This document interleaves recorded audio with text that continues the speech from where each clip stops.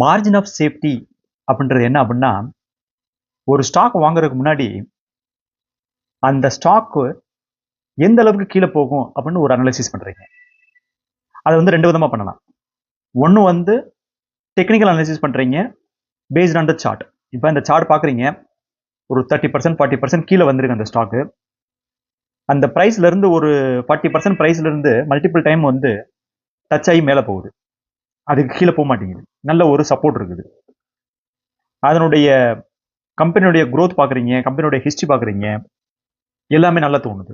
கம்பெனியுடைய ஃபண்டமெண்டல் பார்க்குறீங்க, என்ன ரீசனுக்காக அந்த ஸ்டாக் வந்து கீழே இருக்குன்னு சொல்லி உங்களுக்கு அந்த ரீசன் வந்து தெரியுது. ஃபியூச்சரில் இந்த ஸ்டாக் வந்து growth ஆகிறதுக்கு வாய்ப்புகள் அதிகம் இருக்கு அப்படின்ற மாதிரி தெரியுது. அந்த டயத்தில் நீங்கள் இன்வெஸ்ட்மெண்ட் பண்ணுறீங்க பார்த்தீங்களா, இந்த இன்வெஸ்ட்மெண்ட்டுக்கு பேர் வந்து மார்ஜின் ஆஃப் சேஃப்டி. ஏன்னா ப்ரைஸ் வந்து அந்த ப்ரைஸுக்கு கீழே வந்து போக மாட்டேங்குது. எல்லா பேட் நியூஸும் வந்து அதில் இருக்குது. சார்ட் வந்து கிளியராக தோணுது, சார்ட் வந்து கிளியராக காமிக்குது. அப்போ எல்லா பேட் நியூஸும் இருக்குது, சார்ட் வந்து கிளியராக வந்து காமிக்குது அந்த ப்ரைஸுக்கு மேலே வந்து கீழே போக மாட்டேங்குன்னு சொல்லி. அப்போ உங்களுடைய அனாலிசிஸ் வந்து ரெண்டையும் கம்பைன் பண்ணி, டெக்னிக்கலையும் கம்பைன் பண்ணுறீங்க, ஃபண்டமெண்டலையும் கம்பைன் பண்ணுறீங்க. கம்பைன் பண்ணி ஒரு கால் எடுக்கிறீங்க. இது வந்து பெட்டர் டைம் டு இன்வெஸ்ட் அப்படின்னு.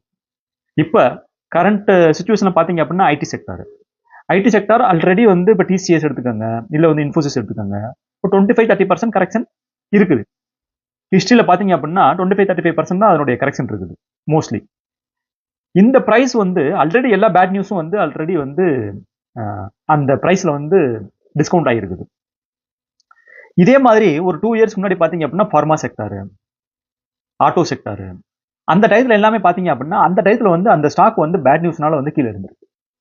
ஸோ மார்ஜின் ஆஃப் சேஃப்டி அப்படின்றது ஒரு ஸ்டாக் நீங்கள் வாங்கும்போது அந்த ஸ்டாக்கு கீழே வந்து எவ்வளோ தூரத்துக்கு போகிறதுக்கு வாய்ப்பு இருக்குது அப்படின்னு சொல்லி பார்த்து நீங்கள் வாங்குற இன்வெஸ்ட்மெண்ட்டுக்கு பேர் வந்து மார்ஜின் ஆஃப் சேஃப்டி. இப்போ இந்த கோவிட் டயத்தில் நீங்கள் வந்து நிஃப்டி 50 எடுத்துக்கோங்க, 35-40% கீழே வந்துச்சு. அப்போ அங்கே வந்து ரொம்ப சேஃப்டி இருக்குது. இப்போ நீங்கள் அதை இன்வெஸ்ட்மெண்ட் பண்ணீங்க அப்படின்னா அதுக்கு கீழே போகிறதுக்கு வாய்ப்பே கிடையாது. ஸோ மேலே போகிறதுக்கு சான்ஸ் அதிகமாக இருக்குது. இந்த ஒரு இன்வெஸ்ட்மெண்ட்டுக்கு பேர் வந்து மார்ஜின் ஆஃப் சேஃப்டி.